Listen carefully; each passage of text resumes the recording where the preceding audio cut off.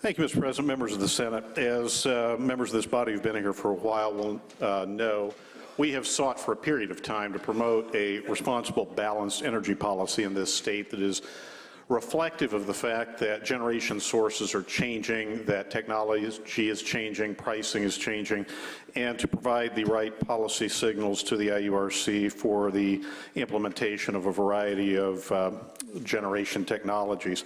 Senate Bill 309, despite a lot of the rhetoric and misinformation that's been out there, does a handful of things. It expands the ability of people to generate power for their own needs and to sell the excess back to the grid. It protects other consumers and businesses by recognizing advancements in technology, lowering costs of that technology, and competitiveness of pricing across various modes of generation. Some of the things that haven't been talked about and resulted from the input of a variety of stakeholders, industrial users of energy, the ag sector, and others. It expands opportunities for cogeneration in the state by putting in language about allowing folks to build their own capacity on contiguous properties, which is something new.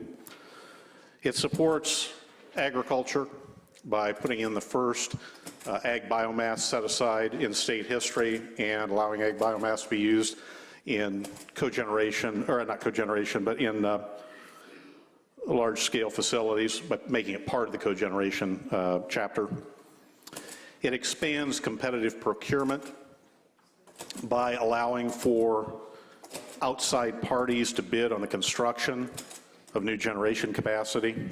It creates a right to know for those who participate in renewable energy, and it increases rate transparency by requiring the IURC to publish more data on the results of its deliberations with respect to rate reviews. It's a complicated bill because it's a complicated subject, and because of that, it's ripe for manipulation. But when you break it right down with respect to the renewable portion of it, the net metering portion, it simply says this: a person can generate as much power as they want to for their own use. The only issue is how many of those people will be allowed to sell back excess power they produce to the grid and how much they'll be compensated for it. The number of people who've been able to participate has grown dramatically over the years. Up until 2009, I believe it was, the number of folks who could participate in the program was 1/10 of 1% of the base load capacity of a particular utility. That was raised to 1%, and this bill raises it again to 1.5%. It's a substantial increase in the number of people who'd be able to participate. Bill does not apply to RMCs, does not apply to municipal power agencies. It's been endorsed by the Indiana Manufacturers Association, the Chamber of Commerce, and Americans for Prosperity. There's a lot more to talk about, but it's late in the evening. I would suggest to you that this bill, as amended, represents a collaborative effort on behalf of a wide variety of stakeholders, and it's good policy for the state of Indiana. We'd be happy to answer questions. Thank you, Senator Hirschman. Is there further discussion on Senate Bill 309? Senator Stoops. You approach to speak on the bill. Thank you, Mr. President, members of the Senate, and I'm glad this came up after dinner. I was definitely running low, but I'm not going to use all that excess energy to argue for a long time. I want to start with saying that this bill does have, as Senator Hirschman pointed out, some good points. I like the fact that industry can now use kind of energy surplus for cogeneration or create cogeneration plants. I like the fact that farms can now use their biomass to create energy. I like the fact that there's a little more transparency in IURC deliberations. But when we talk about rhetoric surrounding this bill, most of that is focused on the net metering proposal, and that is that rather than people who own renewable energy production facilities like solar panels or their own windmills or other, use their own energy, that's fine. But then when they're not using the energy they produce, they send it back to the grid. This bill proposes that the power or the energy company then just pays them a wholesale rate.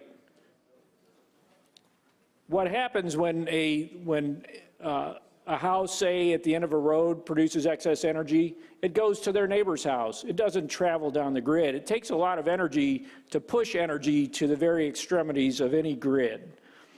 And as I said before, I said the other day when we were talking about amendments, the only studies that show that there is any subsidy for these people that produce their own energy and sell it back to the grid are industry-sponsored studies.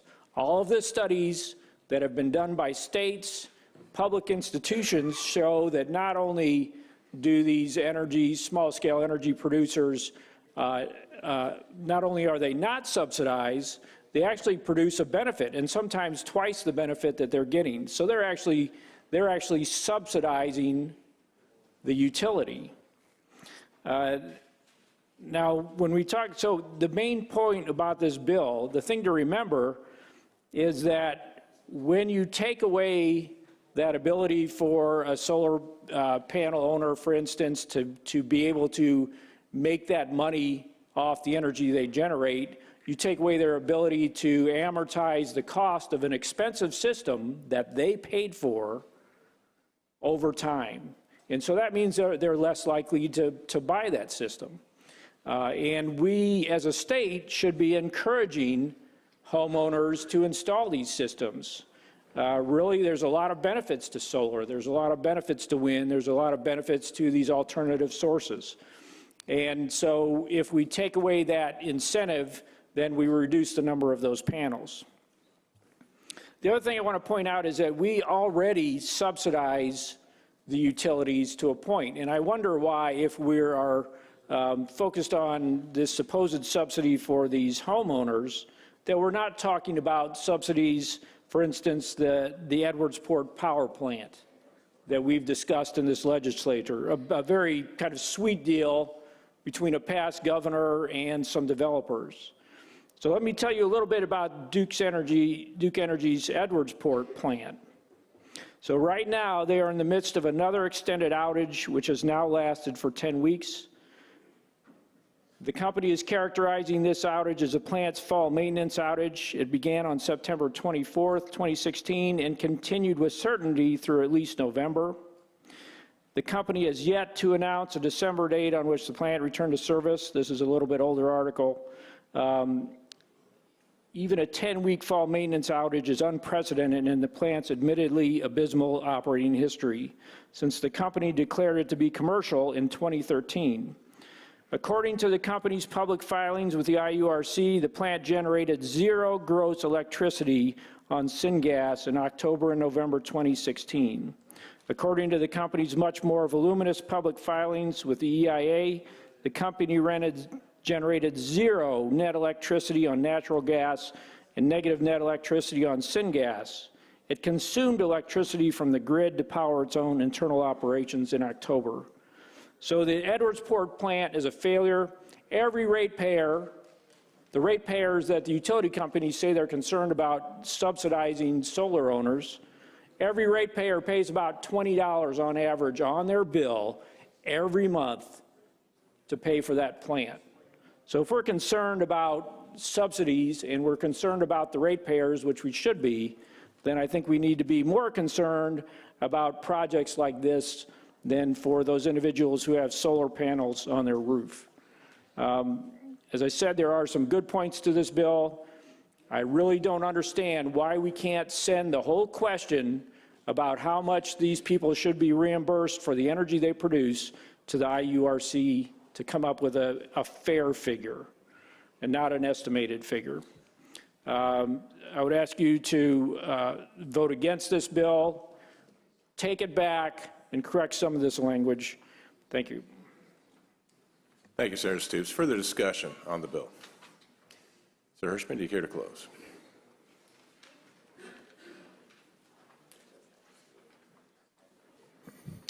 Thank you. Mr. President, members of the Senate,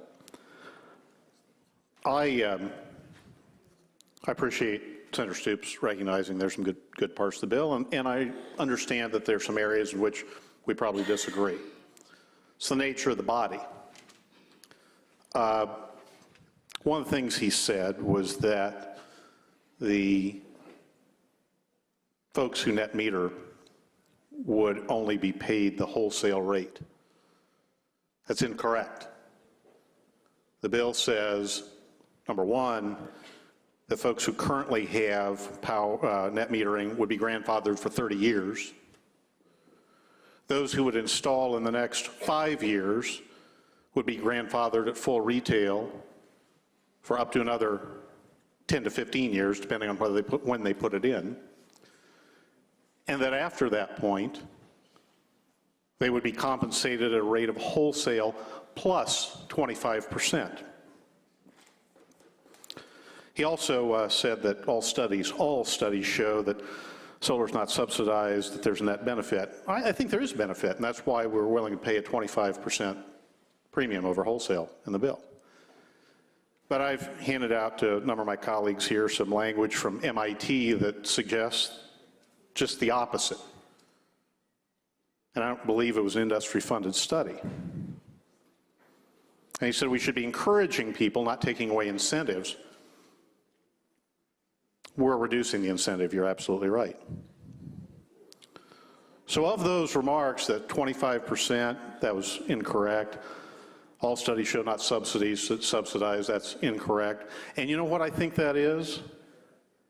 I think it might be a mistake or an honest difference of opinion. Nothing more and nothing less. And that's what I think of my colleagues in this body, that I have enough respect for their intellect and the genuineness of their policy differences on these issues, that when something is said, it is done with the best of intent. And because we have rules about those kind of things, this body has been an honorable institution for a very long time. I'm sure it will continue to be. That doesn't always happen in the hallway, and it doesn't always happen in the media. So I respect your comments, Senator Stoops, and I respect our difference of opinion. I encourage your support for the bill. Bill is placed on its passage, and the machine is open. Chair notes that Senator Melton is excused.